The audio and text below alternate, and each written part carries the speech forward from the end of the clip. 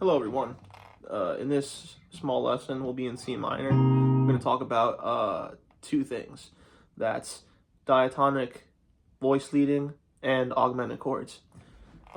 So let's just say we're in C minor. I'm doing the 1-7-3 shell on the A, G, and B string. And then say we go like G to F, for 5 to 4.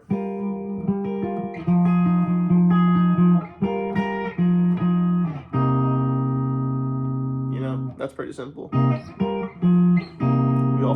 We're all pretty familiar with this.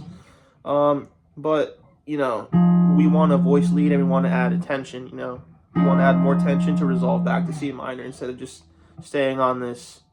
Just doing that, it's not as strong as something else that we could do. So first thing that comes to mind is we know that B augmented leads into C minor.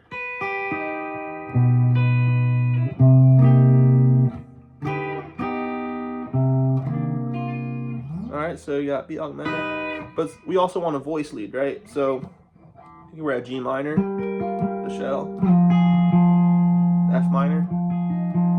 The next diatonic bass note would be E flat, right? Then we add that augmented chord on top. There's a problem though, we're doubling this E flat, so we're not adding any richness to the chord. We're basically just wasting a finger and wasting space. So you could lower this to a D natural, get a major 7 there, and then what do you got now? You have, it's still the augmented chord because it has the same notes, but now you separated this on the fretboard into a G major triad over an E flat. And that's a 5 chord, and it has a nice sound, resolves nicely to the 1. So again,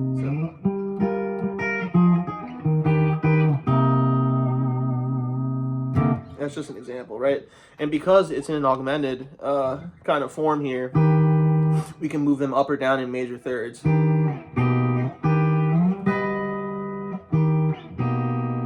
Right, so we were E flat in the bass, and then we have a G triad on top. So we move this down, B natural, and then an E flat triad on top. They both shifted down to major third here. And you might say, oh, well, we have an E triad, an E flat triad on top. That's basically a C minor. And it is, but we're thinking about voice leading also, right?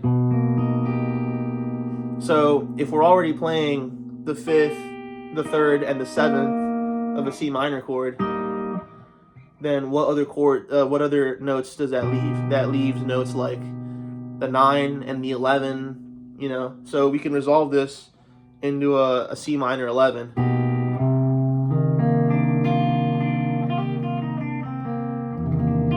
So again, here we go.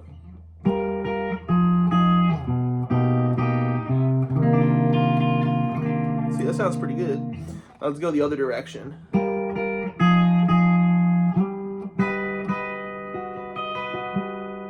Now we have a B major triad over a G. Now it has some nice dissonance. We got the flat 5 of the C minor scale here, the F sharp, and the C flat.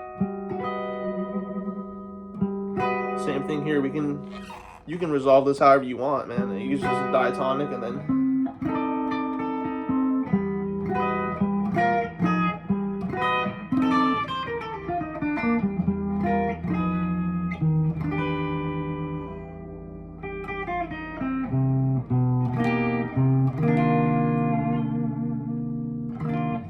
Alright, so, you can do that and sound really cool.